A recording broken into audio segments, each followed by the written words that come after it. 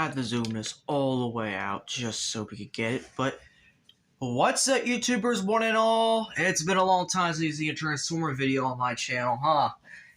Well, no more waiting, because today we are going to be doing our 475th subscriber special, because clearly I'm trying to get to 500 before June. This special is going to be of ranking every single Transformers Rise of the Beast Studio Series film worst to best. And yes, this does include upgrades, because as you can tell, there are some upgrade stuff that we have here and whatnot. There's also a figure that is missing because I replaced him, but we'll get to that when we get to it. So, yeah, without further ado, let's get on with. This is from number 21 to 1. So, officially, without counting upgrade stuff, we have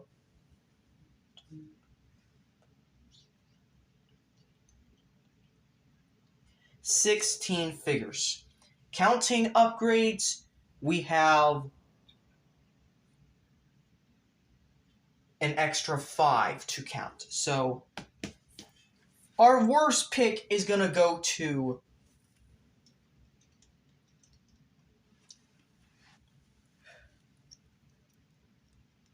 him, Freezer. Why is Freezer the worst despite he is the most accurate? Well, first of all, obviously it's a scale. Scale obviously kills it for me because it does not scale at all with the movie at all. They're supposed to be a little bit smaller than humans. At least adult humans. Nah, these fuckers are like as tall as RC, if not more. That's the first big kill. But the second thing is the QC, especially on the legs. What the hell? If it wasn't for this QC, I know exactly who would be the number one worst so far, or spot 21. And we're going to talk about her next. The next one on the worst spot is Airazor, surprisingly. And that's just because of inaccuracy. It is not because I don't like the figure, because in truth, I like the Kingdom mold. I like it. But it is so inaccurate. Like, seriously, they didn't even do the beak right. The wings are fine, honestly. But the legs and the head is just a big no to me. And then the fake-ass robot mode, they didn't need... They just had to come up with one because, well, she had no robot mode in the movie. And on top of that, do you really need missiles? Because you have fire-breathing power. I mean, come on. That's number 20. Number 19 is... Alright, this one's worse than Airazor. And this one obviously would be worse than Airazor if it weren't for the fact that he was accurate. But he has such a shit transformation. It is Pablo. Pablo is by far the worst of the bunch. Of the 5 Autobots. Because... oh boy, Pablo is a disgusting fucking Autobot. Like, what the fuck did they do to Wheeljack in this movie? This, I cringed. And I still cringe. If I had to sell Rise of the Beasts, this is going out of the fucking door day fucking 1. And I just might. I honestly, after I finish, because some of these actually, believe it or not, I have not recorded reviews for. I have not recorded reviews for him, or him. So we'll get to those in a little bit. Spot number 18 is the quote-unquote girlfriend of Wheeljack, RC. This figure is low on this list because it's concept art as per usual. But why did they have to do the wheels like this? Seriously. And on top of that, my copy's starting to crack. So, yeah. Honestly, I think RC would also be one of the first outdoor, if anything. But, yeah, I mean, it's not... it's not a bad figure. It's just, transformation's a little fiddly. Oh yeah, I forgot to mention. So far, the last two figures had good transformation, but terrible QC or terrible inaccuracy. Terrible transformation. I cringe, fucking cringe at it, and I fear that the next time I'm gonna transform it, I'm gonna break it. And this one is just a mad transformation. It just all boils down to what I like most, and even then, this thing is not auto-focusing. I hate it. Number 17 is the twin to Freezer, Novocaine. And I like this one a little bit more just because of the QC. They fixed the QC big time. Sure, it's the same exact problems as Freezer. It's the same as that first problem as Freezer where there is no sizing. And sizing is an issue. But other than that, I can't complain. I really cannot complain because they fixed the QC. Alright. Number 16 is the original Noah Diaz. Now, he's not a bad figure. He is possibly one of the best core classes I've gotten. And this is his accessory, by the way. Right here. Right here, jetpack. Which, yeah, he didn't transform in the film, but I get that they're trying to do something with him. They had to make him a transformer in one way or another. And honestly, this is so much better than a G1. Like, G1 was just a fucking brick. But it doesn't hold a candle that well. Sure, it has perfect articulation and it's well painted, but it is so out of scale. Like, look at this. Next to RC, out of scale. Like, seriously. Out of scale next to RC. What isn't out of scale is our spot number 15. And that has to go to the Byway Noah, which I have built, and I might be actually uploading that review very soon because I know you guys are starved for Transformer reviews. I'll get there eventually. But yeah, I've basically got Noah here. So there's that. And he does scale well with our next contestant. And he also does have articulated whatnot and everything. And I just found out why this figure has I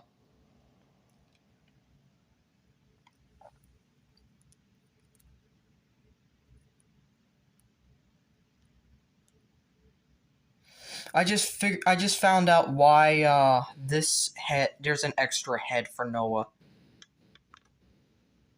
And that is because this one's supposed to look upwards. Okay. And there's also bonus arms that connect here and whatnot, but in terms of that's pretty much it. So, Mirage is number 15, and yeah, he's got a terrible transformation too, I'm not gonna lie. But he was so much more enjoyable in the movie, and he was so much more enjoyable. Like, this is easily better than Wheeljack. And sure, there might be a little bit cracking. I'm not gonna lie. I have a little crack. Where is it?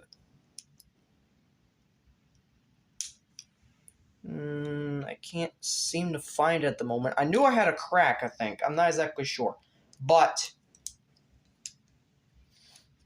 honestly, I think the worst part is that I bought this guy overpriced, and I shouldn't have. And it was a terrible mistake, but the worst part is I got him for retail.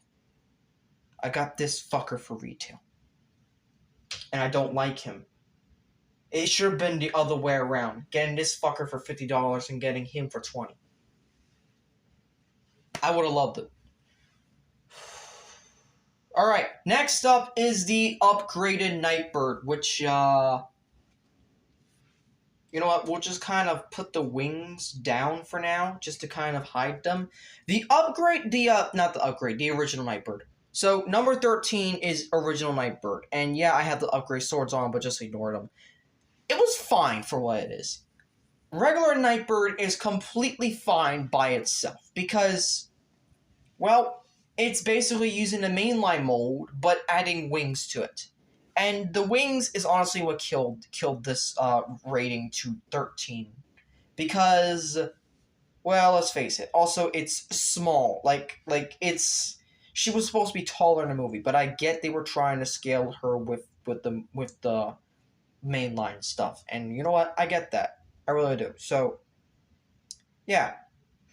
So how about we see number 13, which includes the upgrades, and the only upgrade she gets is swords and new wings. However, where this fails is the transformation, because you have to shove the wings into the pockets and whatnot. This would have been higher up if the wings were properly integrated into vehicle mode, but as it stands, when I transformed it on her review, on the Terracon's upgrade review, it was just, well, let's just say it was a bit gappy. So, that's Nightbird, and that's spots number 13 and 12. So, number 11 is Cheetor, who... Oh, God. Come on, guys. Come on, seriously? You really have to do that? Okay, spot 11 is Cheetor, and I like this figure. I really do. The biggest issue about him is, again, the character in the movie. Like, I'm grading all of this towards their character in the movie and also their actual action figures. So yeah, it's kind of a little bit cheating for ranking, but I don't give a crap. I really don't. Articulation's fine. Transformation is okay-ish, but mainly it's just most of the legs and stuff. Like, it's very easy to transform this guy, and it's kind of sad that he's this low on the list, because I'd really... he's not a bad figure. He's not a bad figure, and I'm glad I got this for retail, because, well, as some of these figures, as you'll see, they're going to get pricier and pricier as the time goes on. So, there's that. It also has just, like, kind of like the melee weapon from the movie and whatnot, but it kind of... I don't know. Cheetor, it also, the beast head in beast mode is also what kind of kills it. Again, some of these beast modes they nail, and then some of them they just don't. So spot number 10 goes to Scorponok, actually. Who, again, I have not reviewed on the channel yet, so I'm probably going to review very soon. That is, if I get past my LEGO stuff. But Scorponok, for a concept robot mode and a movie-accurate beast mode, it's very, very good. It kills the main line out of the water, and it kills the Kingdom one into the fucking depths. It is so good. Like, its articulation and everything, transformation is fine, but he's a deluxe class, and he's not the best. I mean, to be fair, he was a sleeper hit. Not many liked him, but that's at first glance. Of course, this guy's meant to be an army builder, as especially with next year's release of his repaint, Double Punch. And we head into spot number 9 with the original battle trap, which basically means I'm just going to take these off for now. The original battle trap just came with the mace and with the with just the mace. That's it. That's all it came with. The original battle trap was just the mace and nothing else. It wasn't the 2 upgrades that I just showed you. But he was a fine Voyager class, and yeah, he was so popular, he sold out pretty quickly, and he's so freaking overpriced. Like, my god, what is that price on Amazon and eBay? God, this guy just got hit with the good character design. Basically, this guy is an S-tier character design. I kid you not. I love this thing. The only thing that kills it for me is, once again, the transformation. And it's not hell like these 2 over here. It's just frustrating and scary. That's the problem. Especially with this piece right here. This part of all things causes most of the problems. It ain't the arms, it ain't the legs, it's the freaking backpack. And due to all of that plastic, it just does not work. So, yeah, that's spot number 9. Number 8 is his voice actor. partner, Rhinox. Honestly, this guy's he's accurate. All right, I can give him that. He's accurate and he's well done. But the hammer's too small. First of all, as I've seen, the feet are too small. Some of this feels a little bit too small for me, and I don't like it. On top of that, I don't like how the tail integrates in the bot mode, and the transformation can be a little bit finicky. And overall, he's kind of just, honestly, a bit mid, to be honest. But I like him. It's just he's not the favorite, and definitely him just standing there and not having an actual pose like the other ones just kind of goes to show that the Maximals aren't really my favorite aside from Primal, and even then, Primal's not really getting much love, is he? Oh, and also for Battle Trap, another reason why he's at spot number 9 for the original is because of his weak-ass arms. But going back to Battle Trap, like I was just saying, spot number 7 is the upgraded version. It includes 2 cannons. I only got 1 on right now, and it includes a new mace for him. So, yeah. But other than that, it's basically the same figure. But his vehicle mode is actually a little bit more cleaned up and actually is clever in using this. So that's the only reason why it gets bumped up above the original.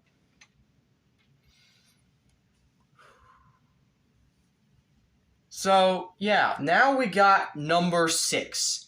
It's the original Scourge, which we're just going to show the parts that came from that figure originally because, my god, what the actual hell did Scourge turn into? Because, like, seriously, there was so much that I had to upgrade before I even got the actual official DNA upgrades. This is how much I had to take off of Scourge. It is terrifying and sad. All of this right here in my pants is the original, is what's left of Scourge after I was done upgrading. The reason why he is at a number 6 is due to just completely how, honestly, he's mid. I'm gonna have to say, without upgrades, he's very fucking mid. Sure, his transformation is innovated for at least the chest part, but for what it stands, everything else is just not good. Like, it's just purely based off a concept, and that's what really kills the figures. That is based off a concept. The transformation is a little meh. The figure itself is mid. There's so many problems. Oh, and one last problem that thankfully still hasn't killed my copy yet. Clear plastic on the roof. They did it right with Bumblebee, which we'll talk about in a few minutes, but they did not do it right with Scourge. This is all that's left with Scourge, and it's terrifying. Also, I had to buy several DNA upgrade kits before this. I bought like 2 head kits. One of them is in the trash at the moment, or in storage or whatever. I bought this whole ass arm kit that I put on him from a previous upgrade video that's reached over 1,000 views, so thank you for that. But that was a Drifts Tech. All that was Drifts Tech. I got all of this, and yet that entire arm kit completely failed. I do not recommend it unless you're just willing to just spend your money on crap. And this, I just had to put it all back on. So, yeah, that's basically Scourge. That was basically the entirety of Scourge, and it's sad. So, who's number 5 is the original Optimus Prime. I don't have the original Optimus Prime, but let's just kind of, do it like this, and just kind of call it like that. And also pretend there's like these little things sticking up, and then also these like this. Yeah, it's I don't know how to explain it, but imagine this as my old KO Optimus Prime, because I really don't have the old one anymore. It was fine, alright? The big thing that killed it was the price and the truck mode. If it wasn't for that, I probably would have put it higher. But as it stands, articulation good. Yes, it has the Doom shoulders of Doom, but I really don't care. Also, why is there hair on Prime? I don't get it. I really don't care if there is. I mean, paint on the original was just fine, but it wasn't perfect. Let me tell you that. Weapons, though, they had to put Prime's axe with Primal, which, speaking of Primal,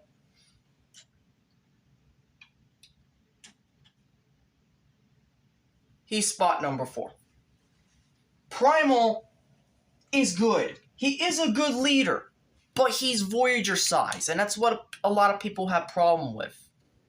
But on the offset of that, it's not terrible. Also, why was his... Fuck. Did I point them the wrong way? Yeah, I think I did. Fuck. Anyways, for Primal, he's just fine, I guess. I mean, he's got great articulation, but where it really kills it is the beast mode stuff, because what the frick? And even worse, the beast mode doesn't have a lot of articulation to truly do the standing up pose and whatnot. You know, like the ape pose or whatnot. But he has good weapons. He came with upgrades, official upgrades, for both Battle Trap and Prime. This is the axe that came from Prime. And this is the chain that came from Battle Trap. But other than that, I mean, he's a great figure. He was well worth the price, but if he's spot number 4, who would be spot number 3, you might ask? Spot number 3 is going to go to... Stan, damn it. There we go. Bumblebee. Bumblebee is by far the most expensive version of Bumblebee for Studio Series that I have seen on the market, besides the SS79 repaint from that high octane repack with Stinger. This is possibly the most expensive, because this is what the Transformers 01 Bumblebee from way back when Studio Series was just starting. This is basically the true upgrade to that. It is the same as that alt mode as that one, just with a roll bar cage. But it is done so much better. It has a waist joint. It doesn't have that crappy, plugging arm thing anymore. It has great articulation. And the plastic is just well done, especially the hood and stuff. And it was well worth the fucking $25. It was just well worth it. This is my favorite Bumblebee figure. Even more so than Reactivate, which is saying something since I just got that. Even more than the Earthspark one. This is by far my favorite. So spot number 2 is gonna go to his leader. The byway version of the leader. Now, on my copy, there is a small thing that happened, and it's called misalignment. Yeah, but it doesn't really disturb vehicle mode, because vehicle mode by itself just already saves this thing. But then we get all of the... Oh my god, Prime. Then we get every single one of the We got the new cannons, which I gotta swap around. There's actually instructions to do so. But we got new cannons that can put on his arms. He's got new blades, 2 of them, instead of just 1. He's got a place for a jetpack, which is, of course, not in the movie. He's got the ion blaster, and he's got his axe. And then he also came with Noah. And also, a picture of Earth or whatnot, but it's so weirdly molded. Like, I don't know what is it with it.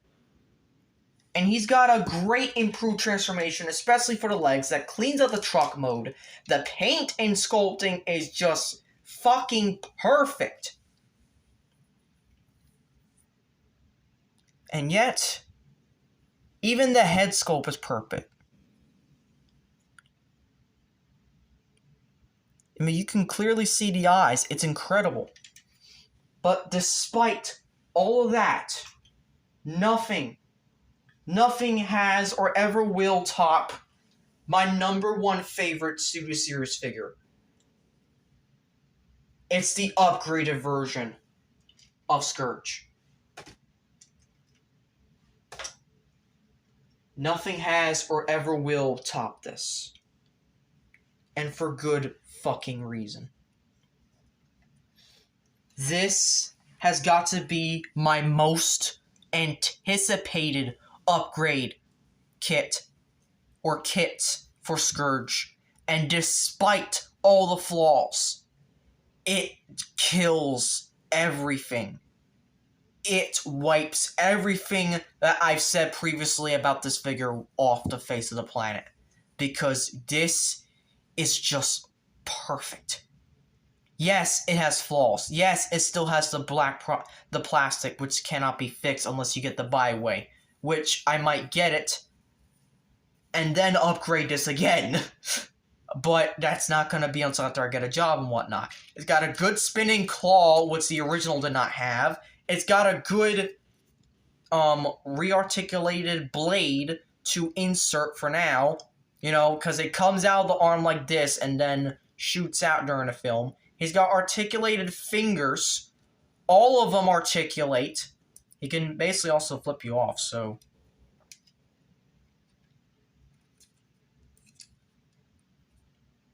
yeah, there's that. He's got...